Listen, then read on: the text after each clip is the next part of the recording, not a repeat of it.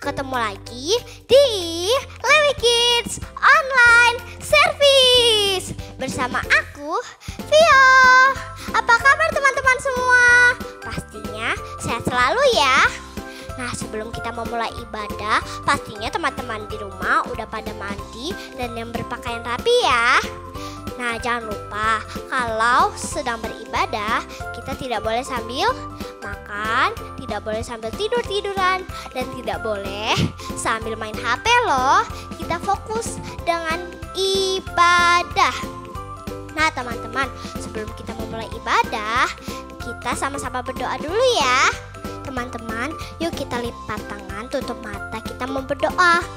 Tuhan, kami mau beribadah. Tuhan berkati ibadah kami dan berkati teman-teman yang beribadah di rumah. Amin.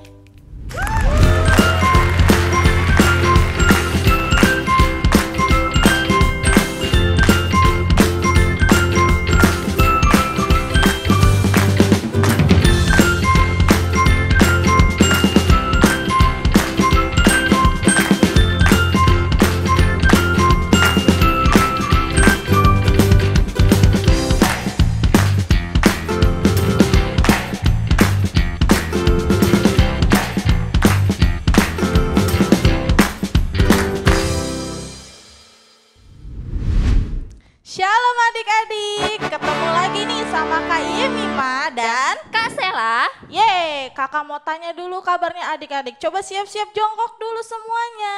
Jongkok. Apa kabarnya? Sungguh amat baik. Yeay, haleluya. Oke, kita akan memuji dan memuliakan nama Tuhan. Kita mau nyanyi lagu Laskar Kristus.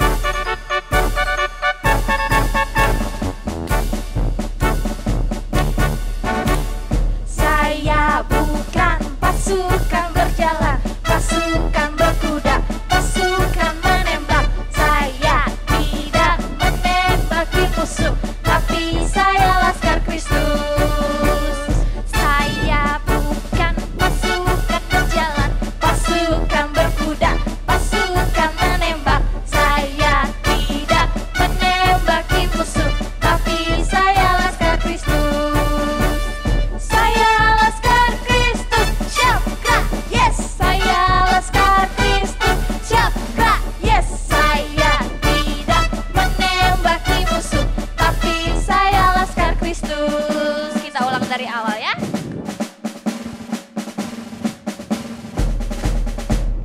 Saya bukan pasukan berjalan, pasukan berkuda, pasukan menembak. Saya tidak menembaki musuh, tapi saya Laskar Kristus.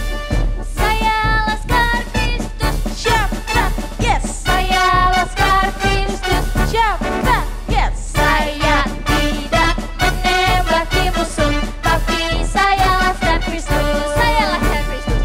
Saya Laskar Kristus, siap gerak, yes. Saya Laskar Kristus, siap gerak, yes. Saya tidak menembaki musuh, tapi saya Laskar Kristus.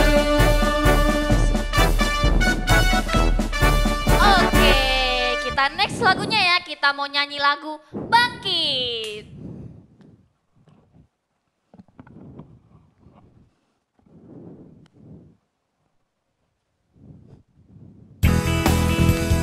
Angkat tangannya semua di atas.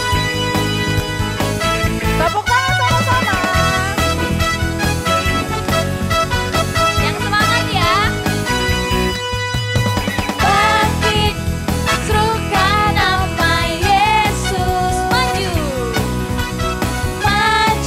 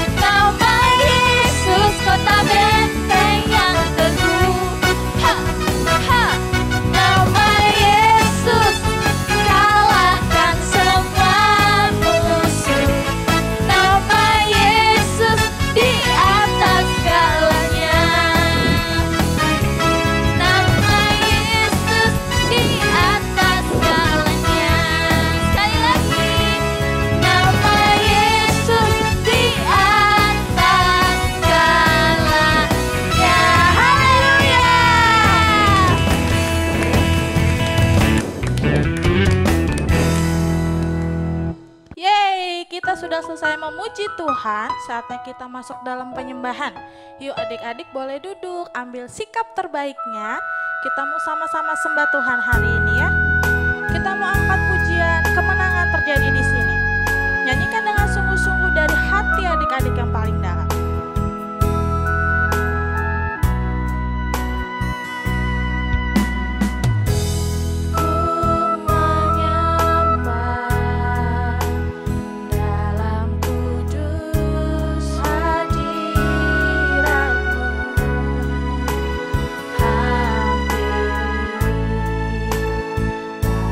Kasih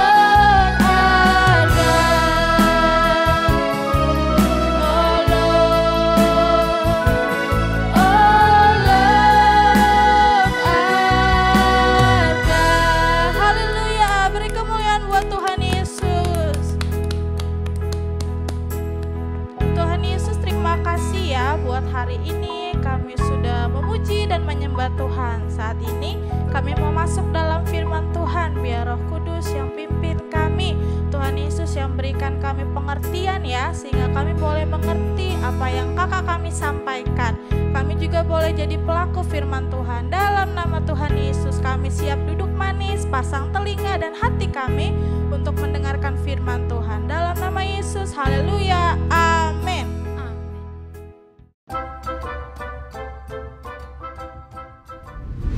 Shalom teman-teman semua, ketemu lagi sama aku, Vio. Teman-teman di rumah, yuk kita siapkan hati dan sikap terbaik kita untuk mendengarkan cerita firman Tuhan. Nah, hari ini aku akan menceritakan firman Tuhan tentang Nabi Elia di Gunung Horeb. Jadi pada saat itu teman-teman, Nabi Elia mengalahkan 450 Nabi Baal. Di sana ada seorang ratu yang bernama Ratu Izebel. Teman-teman tahu nggak? Ratu Izebel adalah penyembah Baal. Pada saat itu, Ahab memberitahu Ratu Izebel bahwa Nabi Elia telah membunuh nabi-nabi itu dengan pedangnya. Ratu Izebel pun marah. Dia menyuruh orang suruhannya untuk menyampaikan pesan yang dia sampaikan kepada Nabi Elia. Seperti ini pesannya dengan marah. Beginilah para Allah menghukum aku bahkan lebih dari itu. Jika besok kira-kira pada waktu ini aku tidak membuat nyawamu sama seperti dari salah satu dari mereka itu. Jadi teman-teman, pesan itu pun sampai ke Nabi Elia. Lalu teman-teman, Nabi Elia pun takut, sangat takut. Dia pun bangkit dan pergi menyelamatkan nyawanya. Saat Nabi Elia sampai ke Beersheba, wilayah Yehuda, dia meninggalkan bujangnya di sana dan pergi sendiri masuk ke padang gurun. Di sana 1 hari perjalanan lamanya. Nah, di sana terdapat pohon arar. Nabi Elia pun duduk di bawah pohon arar itu dan berkata, "Cukuplah itu, sekarang ya Tuhan, ambillah nyawaku sebab aku tidak lebih baik dari nenek moyangku." Lalu Nabi Elia pun tertidur di bawah pohon arar itu. Tetapi tiba-tiba datanglah malaikat yang menyentuh dia dan berkata, "Bangunlah dan makanlah." Setelah itu Nabi Elia pun melihat sekelilingnya dan melihat ada roti bakar dan kendi berisi air di samping kepalanya. Lalu teman-teman, Nabi Elia pun makan dan minum di bawah pohon arar itu. Lalu Nabi Elia pun tertidur lagi. Tetapi datanglah malaikat yang kedua kalinya yang menyentuh dia dan berkata, "Bangunlah, makanlah, sebab kalau tidak perjalananmu akan terlalu jauh bagimu."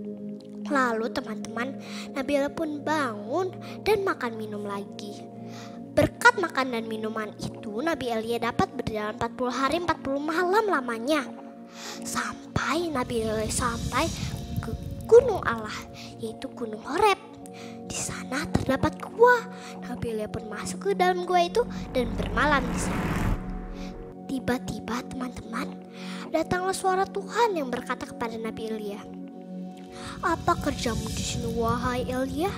Nabi Elia pun menjawab, "Aku bekerja segiat-giatnya untuk Tuhan Allah semesta alam, sebab bangsa Israel telah meninggalkan perjanjianmu, meruntuhkan mezbah-mezbahmu, dan membunuh nabi-nabimu dengan pedang, dan tinggal akulah seorang diri yang masih hidup, dan mereka ingin mencabut nyawaku."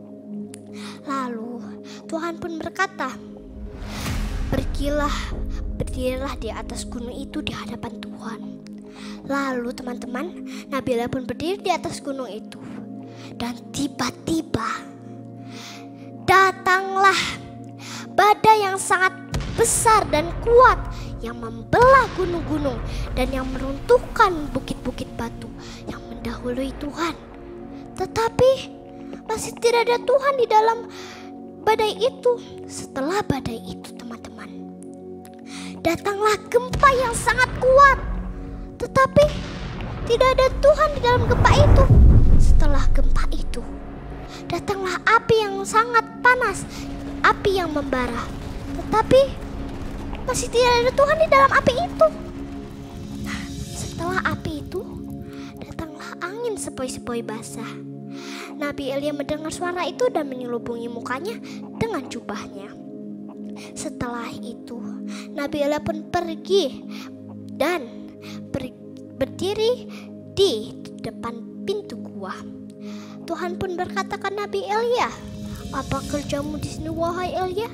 Nabi Elia pun menjawab, "Aku bekerja segiat-giatnya untuk Tuhan, Allah semesta alam, sebab bangsa Israel telah meninggalkan perjanjianmu, meruntuhkan mezbah-mezbahmu, dan membunuh nabi-nabimu dengan pedang, dan tinggal akulah seorang diri yang masih hidup, dan mereka ingin mencabut nyawaku." Lalu Tuhan pun berkata, "Kembalilah ke jalanmu, melewati padang gurun ke Damsyik. Setelah engkau sampai di sana, engkau harus mengurapi Hazael menjadi raja atas Aram, dan Yehu cucu Nimsi menjadi raja atas Israel. Juga Elisa bin Safat dari Abel Mehola harus kau urapi menjadi nabi menggantikan engkau. Dan aku akan meninggalkan 7.000 orang yang tidak menyembah Baal dan yang mulutnya tidak mencium dia." Nah teman-teman, dari cerita ini kita mendapat sebuah pelajaran bahwa kalau kita lagi takut, kita datang kepada Tuhan, kita berdoa, kita berseru, dan kita berharap kepada Tuhan. Maka Tuhan akan menunjukkan jalan keluar dan memberikan sukacita di hati kita. Karena kita punya Tuhan yang besar dan Allah Maha Kuasa. Nah teman-teman, ingat ya, kalau kita lagi takut, kita datang kepada Tuhan, kita berdoa, kita berseru, dan kita berharap. Nah teman-teman, sampai sini dulu ya ceritanya. Ketemu lagi di cerita firman Tuhan minggu besok. Dadah.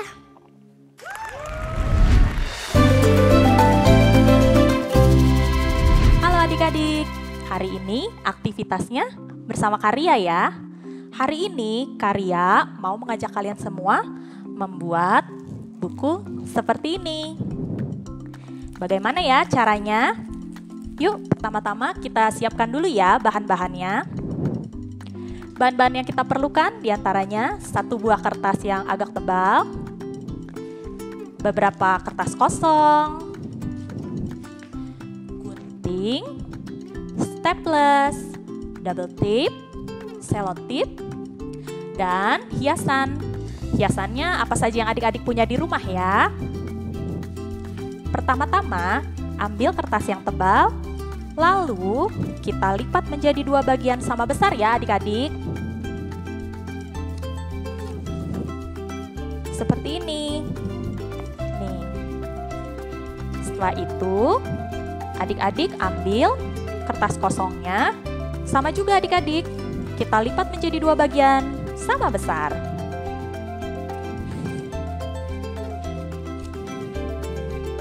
Karena Karya memakainya sebanyak 12 lembar, supaya bukunya nanti tidak terlalu tipis. Oh ya adik-adik, hasilnya nanti seperti ini ya. Semuanya sudah dilipat sama besar. Nah, setelah itu kita bagi kertasnya menjadi 3 bagian.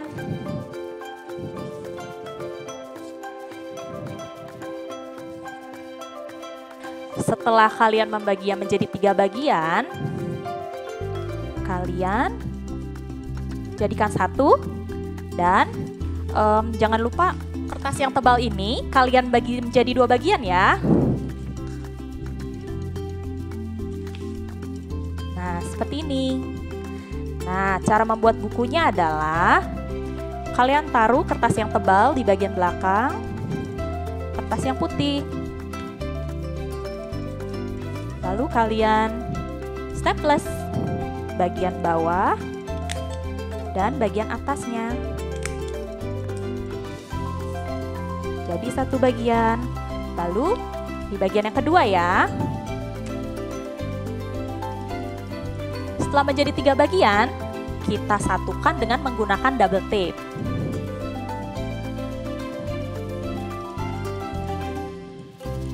Kita rekatkan ya adik-adik ya.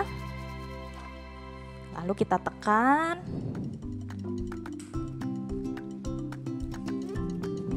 Lalu kita ambil bagian yang kedua yang tidak ada kertas tebalnya. Kita jadikan satu.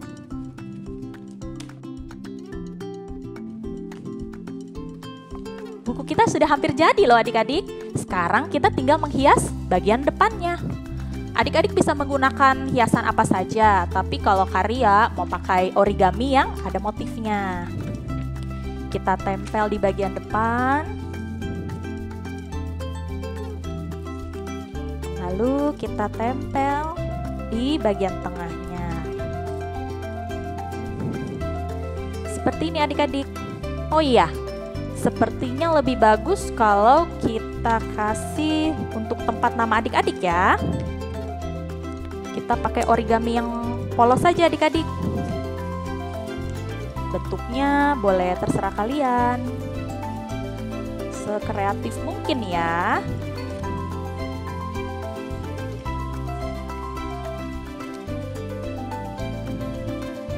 Seperti ini kalau Karya adik-adik. Lalu kita tempel di bagian tengah juga.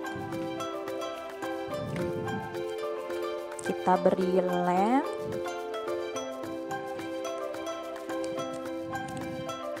Kita rekatkan. Nah, untuk bagian pinggirnya supaya lebih rapi, adik-adik bisa menggunakan selotip. Kalau Karya mau pakai selotip yang ada motifnya juga.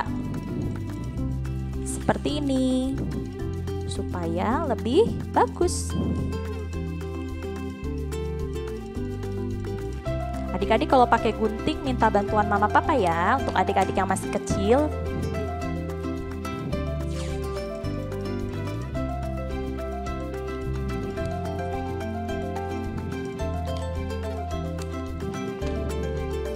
Nah, buku kita sudah hampir jadi, tinggal dikasih nama. Karya mau kasih nama Lewi Kids. Nah, buku kita sudah jadi adik-adik. Sekarang adik-adik bisa menulis semua kegiatan harian kalian di dalam buku ini. Selamat mencoba. Shalom adik-adik, kabar gembira. Kak Ulan akan umumkan kabar gembira buat adik-adik yang sudah kirim video challenge storytelling. Berikut pemenangnya.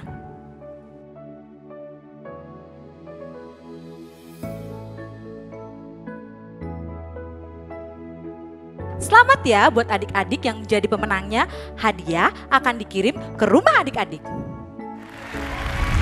Wah adik-adik, nggak kerasa ya kita sudah di penghujung ibadah kita. Nah, makasih ya buat adik-adik yang sudah setia mengikuti ibadah ini setiap minggu. Nah, buat adik-adik yang baru pertama kali bergabung, kakak ucapkan welcome home. Dan jangan lupa buat like, share, subscribe ke YouTube channel Lewi Ministry. Dan buat adik-adik yang memberikan persembahan bisa scan QR berikut ini.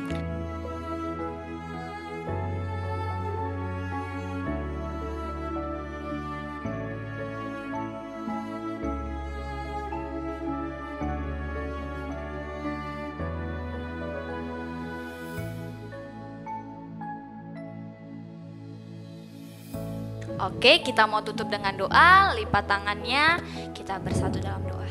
Tuhan Yesus, terima kasih Tuhan buat penyertaan Tuhan pada satu minggu ini Tuhan, kami boleh beribadah lagi Tuhan walaupun hanya di rumah. Terima kasih buat penyertaan Tuhan yang tidak pernah berakhir di hidup kami, dalam nama Tuhan Yesus, amin. Yeay, sampai ketemu minggu depan dan Tuhan Yesus memberkati.